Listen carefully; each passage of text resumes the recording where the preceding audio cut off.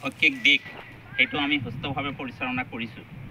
ইতিমধ্যে আমাৰ নতুন বছৰৰ শুভাৰম্ভ কৰিবলৈ লৈছোঁ। এই নতুন বছৰত আমি যাতে কালাপানী উচ্চতৰ মাধ্যমিক বিদ্যালয়ৰ অধ্যক্ষ প্ৰমুখে আমি শিক্ষকসকলে আমাৰ শৈক্ষিক পৰিৱেশ উন্নত কৰাৰ কাৰণে যাতে আমি দায়িত্ব ল'ব পাৰোঁ। লগতে আমাৰ লগত যিটো মাতৃগোট আছে, আমাৰ SMC আছে, আমাৰ ছাত্ৰ ছাত্ৰীসকলৰ অভিভাৱক আছে, লগতে ছাত্ৰ ছাত্ৰীসকল আৰু আমাৰ SMDCৰ প্ৰেছিডেণ্ট সদস্য যিমানবিলাক আছে, আমি সকলোৱে ছাত্ৰ ছাত্ৰীসকলৰ শিক্ষাৰ মানদণ্ড উন্নত কৰাৰ কাৰণে যিটো নতুনকৈ নামভৰ্তি প্ৰক্ৰিয়া, এই প্ৰক্ৰিয়াৰ সম্পূৰ্ণ কৰাৰ কাৰণে আমি সৰ্বতো প্ৰকাৰৰ চেষ্টা চলাই যাম।